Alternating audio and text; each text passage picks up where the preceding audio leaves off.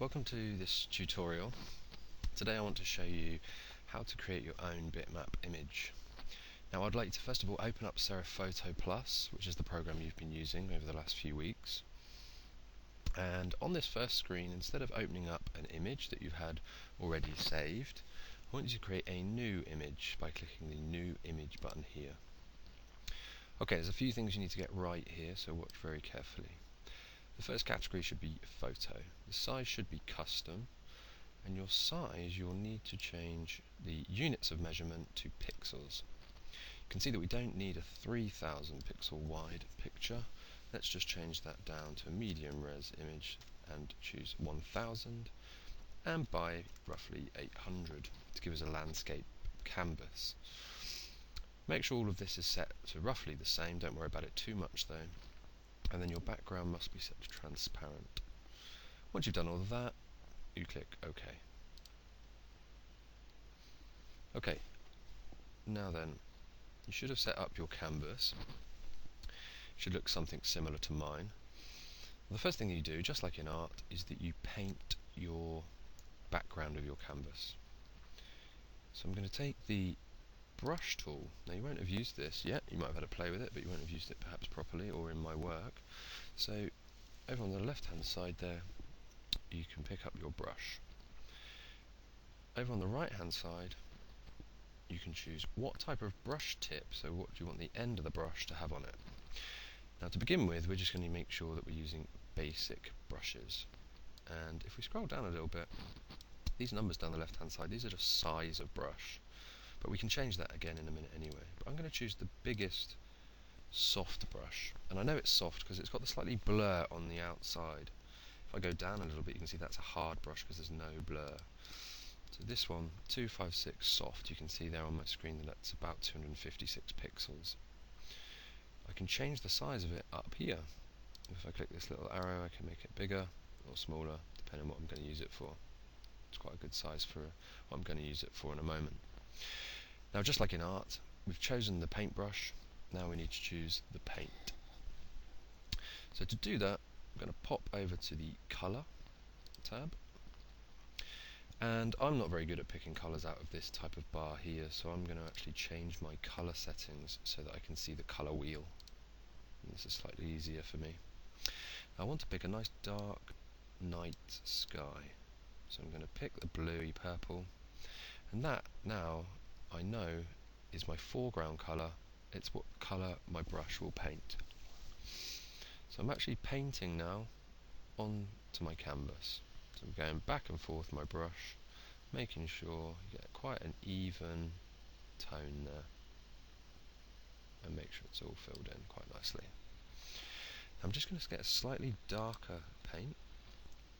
And I'm going to paint just like, see that's slightly darker, so the top bit of the sky in my picture is going to be darker. I'm doing a nighttime scene.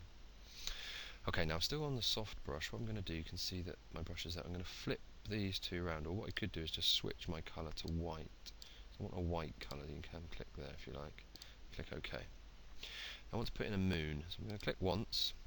You can see if I moved away, that's not a bad moon, it's a bit blurry. If I click on it again, it makes it a bit more prominent, doesn't it? It makes it stand out a little bit more. So far we've used the brush, a soft brush to paint the background, two different tones and the moon. You might want to go and pause this video now and go and do that.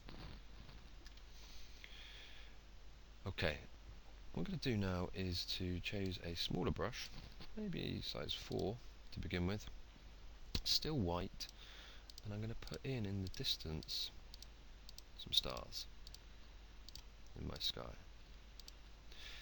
If you choose then a slightly bigger brush and paint in some stars, you can see that they look like stars that are closer to us. And then again, 16 may be too big, so I'm just going to go up here to maybe a 13, and maybe just a couple of the larger stars. And you can have maybe a couple down here, because don't forget that is still part of our sky at the moment. Okay, so that was nice and simple, putting in some stars. What I need to do now is change the brush. So instead of a basic brush, I am going to go with some leaves, but not effect leaves. I'm actually going to go down and find some stamp leaves, and this will give me a darker looking leaf. Okay, so I've got my darker looking leaf. I'm going to go with this sort of maple leaf one, and you can see there's quite a big size there, so I'm going to reduce the size of this leaf right down. That's about right, 61 or so. So if I was to paint this leaf now, it'd actually turn up white. So I'm going to change this foreground colour to black. I'm going to click OK. You see my foreground colour is now black, and then I'm going to paint in a few of these leaves. Now I'm actually going to put quite a lot in the corner, and I'm going to keep, I've got my mouse click going, and then I'm going to do a few spread out over there. I might change the leaf around a little bit. Might go for some of these ones, make them a bit smaller, and then this side, so it's sort of a different tree coming into my picture over here, and then maybe a few of those over that side as well. Okay, so now we've got kind of a nice night sky. What I want to do now is actually put a picture in here. So what I'm going to do is go to the internet now and find a picture of a church. I'm then going to copy it and then open it or edit and paste as a new image.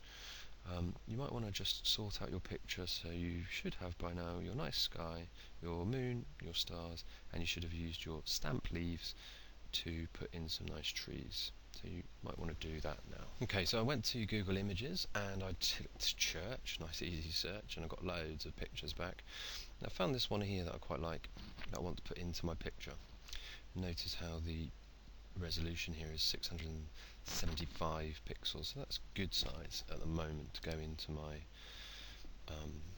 drawing. Now I'm making it full resolution. Alright, now it's not the best picture I know, but I'm not that worried about it at this stage. I'm just going to copy this image, right clicking on it, going back into PhotoPlus, and this time I'm going to paste. Now you'll be familiar with this as a new image. What I'll do is I'll bring my church in here, and you notice I've still got my picture over here, but I've got my church now in here as well, the second image. Now I want to cut the church out, because obviously I don't want this sky, because I've got my own sky to put it in. I don't want these trees because I've got my own trees that I've put in. So what I'm actually going to do is go to the cutout studio at the top of the page.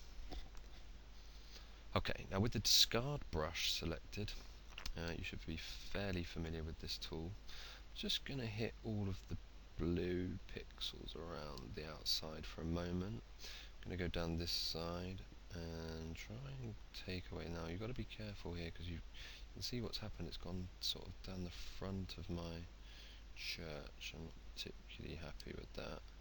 So I'm going to go on my keep brush and I'm actually going to start to paint in some of my church again.